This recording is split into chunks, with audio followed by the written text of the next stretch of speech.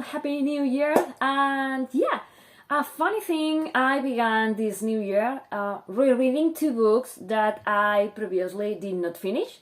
One of them I stopped reading at the 300 mark, more or less. It was Way of Kings by Sanderson, and I stopped reading because it was like way too much for me. And so next year, new year, I pick it up again and I'm loving it. And the other book that I did not finish last year was The Last Bloodcarver by Vanessa. And it's funny because I grabbed the book, I began reading, and I had completely forgot that I did not finish the book. And I was reading and I was like, oh, this sounds familiar. Maybe I have read this sample on Amazon, on wherever.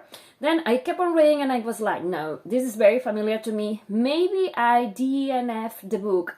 And I did, and I read the reasons why, and I was like, okay, I'm loving it this second time around. Looks like I stopped reading it, like I was halfway through the book. I think it was one of those me moments, not the book moment, because I did read it now and I love it. So yeah, I mean, I think it's a very enjoyable read. It's amazing, and I'm glad that I did give it a second chance. That's to say that sometimes we get to read books in a moment that we are not ready for them, or we are in a mind place where we cannot concentrate, or we are simply thirsty for something else and not that kind of book. So I think it's a good thing to give second chances if you feel like that to books that you previously maybe didn't enjoy as much as you thought you would. So, without much further ado, we are going to be following our main character, a girl called Nhika. And yeah, there's so many things I want to say about this book.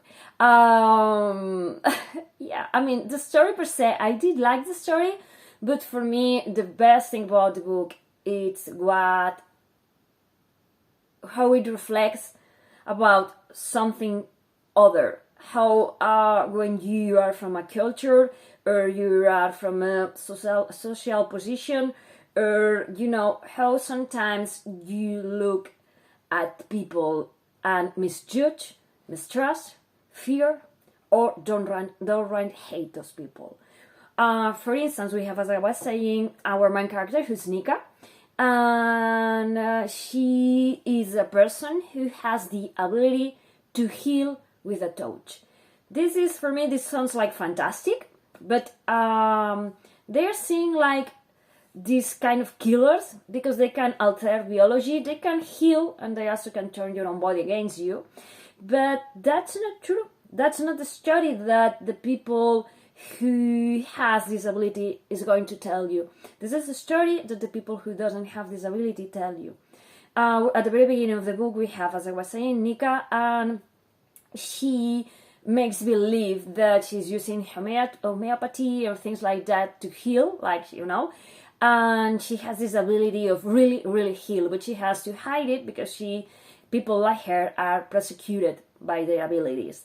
And so she ends being captured, and I think that this part in which she is kind of enslaved and sold as property, it's very revealing about the position her people are put in, and she ends up being bought by this girl who wants to use her abilities. She's going to compensate her work.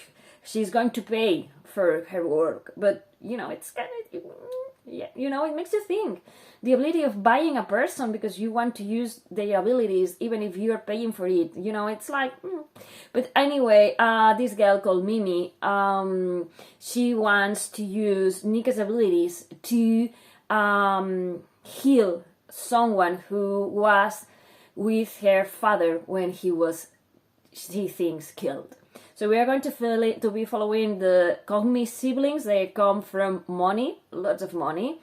And I think it's also very interesting positions where we are going to be seeing how they think, how they feel, how they interact.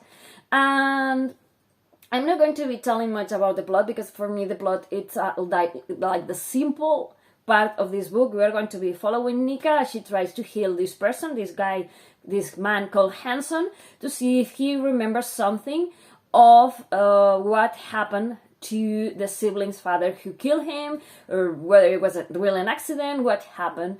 So yeah, we're going to be following her. She tries to kind of infiltrate like high society, and she has to hide who she is in more levels than one. She cannot say, she cannot talk about her abilities, but she also has to hide her family name, her roots, everything. And yeah, this book got me thinking about colonialism, imperialism, and about erasing other people's life experiences and culture and everything. And for me, that's the true story, and I love how Vanessa Lee gave me that. Because, for instance, Nhika calls her ability, her people, her kind, by one name.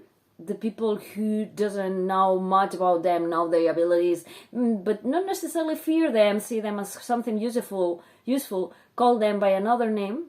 And people who wants to use it by their own gain and see them as tools, as objects, and maybe they have some kind of fear about their abilities, use another name. I'm not going to say the different names that are used through the book, but I think, well, one of them is hair sorting, another is bloodcarver, and I think it's very different how this ability is viewed depending on the point of view of the viewer, and how it reflects not on the main character but on the people who interact with it.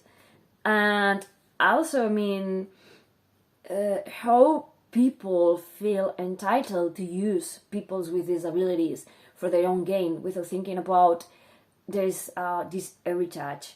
There is these traditions that have been passed through generations to the actual person that you have in front of you, and how this disrespect, this persecution of these people simply because they are different, come from a different culture, come from a different way of practicing medicine, if you want to say it like that, how it affects how these people are viewed and treated by society.